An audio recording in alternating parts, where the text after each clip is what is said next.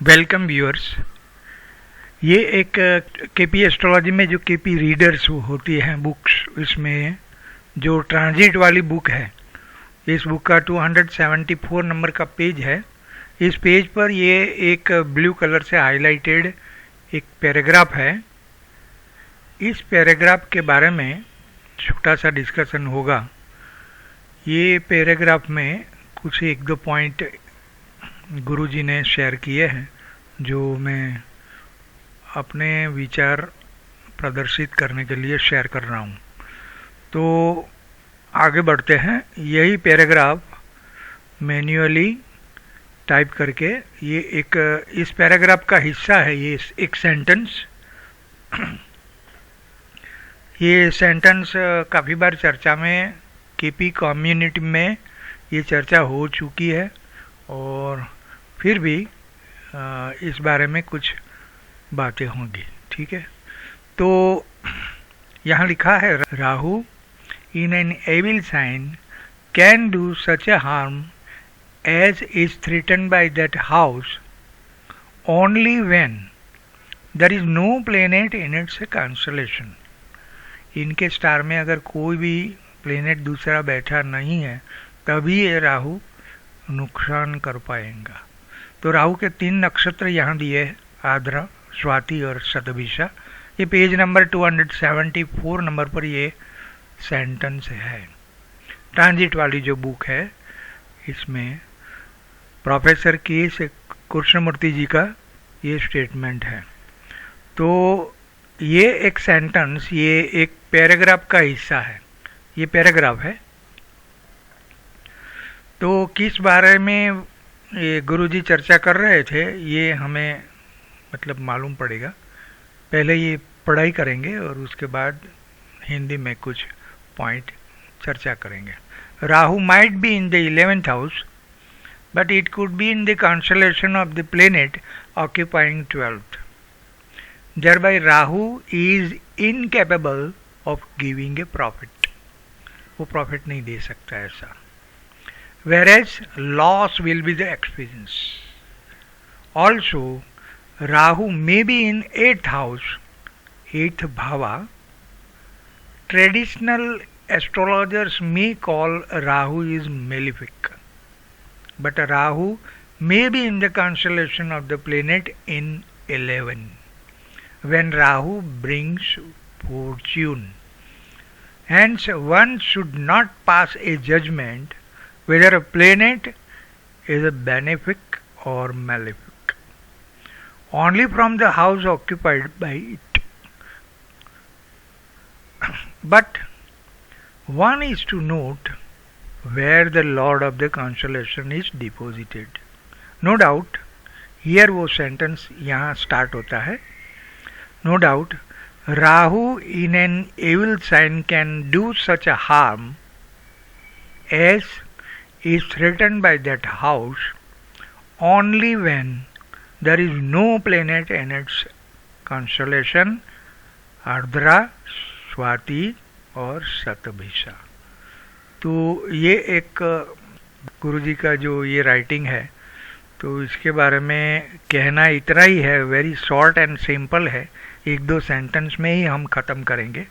बहुत ज़्यादा कुछ नहीं है, लेकिन पॉइंट इम्पोर्टेंट है। अभी यहाँ जो कहा गया, क्या कहा गया, मान लीजिए ये पहला एक एग्जाम्पल है। ये नॉर्थ इंडियन स्टाइल में चार्ट है और ये साउथ इंडियन स्टाइल में चार्ट है। तो राहु 11th हाउस में ऑक्यूपाइड है, 11th हाउस में बैठा है। ये कस्पल चार्ट, केपी चार्ट जो भी है, इसका ऑक्यूपेशन 11th हाउस में है। तो ट्रेडिशनल, वो गुरुजी ने क्या कहा कि ट्रेडिशनल एस्ट्रोलॉजी में राहु इन 11 तो बहुत अच्छा माना जाएगा, बहुत अच्छे फल देगा। लेकिन गुरुजी ये कहना चाहते हैं कि Rahu might be in the star of Mars. Rahu Mangal के स्टार में भी हो सकता है, और मंगल 12th हाउस में अगर बैठा है तो Rahu will be incapable to give profit. वो प्रॉफिट नहीं दे सकता, वो मैलिफिक बन जाएगा, क्योंकि ये राहु अपने स्टार लॉर्ड का फल देगा, 12th हाउस का फल देगा।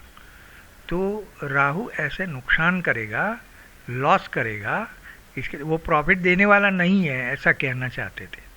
तो ये एक सिचुएशन है, ये सेम सिचुएशन ये साउथ इंडियन स्टाइल में दिखाई है। तो ये एक पॉइंट था। और दूसरा पॉइंट ये था कि राहु मान लीजिए 8th हाउस में है, तो ट्रेडिशनल एस्ट्रोलॉजर्स ऐसा मानते हैं, देख के ही पता चलेगा कि राहु मैलिफिक है।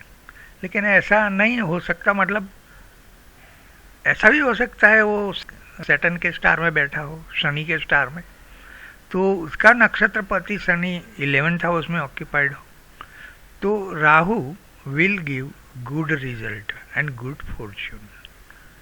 तो ऐसे बात की थी। ये अभी राहु, अभी इम्पोर्टेंट पॉइंट अभी आता है कि राहु 8th हाउस का नुकसान तभी कर सकता है जब राहु के जो तीनों स्टार हैं, आद्रा, स्वाति और शतभिषा, तो ये तीनों स्टार में कोई और प्लेनेट बैठा है, तभी ये 8th हाउस का नुकसान करेगा, मतलब 8th हाउस का फल मिलेगा।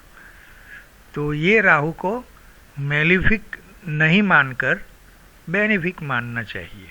अगर इनके स्टार में कोई है तो वो 8th हाउस का नुकसान करेगा। इनके स्टार में कोई बैठा है तो इनका स्टार लॉर्ड राहु हो गया, वो 8th हाउस में बैठ गया, इसलिए 8th हाउस का फल मिलेगा।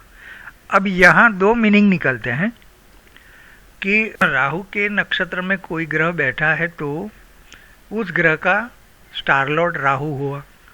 तो ये तो नियम तो फंडामेंटल है ही केपी रूल्स कि प्लेनेट अपने स्टार लॉर्ड का ही फल देता है। तो इस तरह ये राहु 8th हाउस में बैठा है तो 8th हाउस का ही फल देगा। तो ये एक मीनिंग है। दूसरा एक इम्पोर्टेंट मीनिंग एस्ट्रोलॉजर्स ने ये पकड़ लिया कि कोई भी प्लेनेट, गुरुजी ने बोला है कि कोई भी प्लेनेट के तीनों स्टार में कोई बैठा नहीं है और वैकेंट है, अनऑक्यूपाइड है, खाली है, तो ये कुछ अलग तरीके से बिहेव करता है और इनको एक अनटेनेंटेड नाम दिया गया और इस पर से एक विचारधारा आगे बढ़ी। तो इस तरह से दो व्यू है, दोनों व्यू में साम्यता है, ऐसा कुछ नहीं है। वो अपना अपना एक्सपीरियंस, अपना अपना जजमेंट होता है।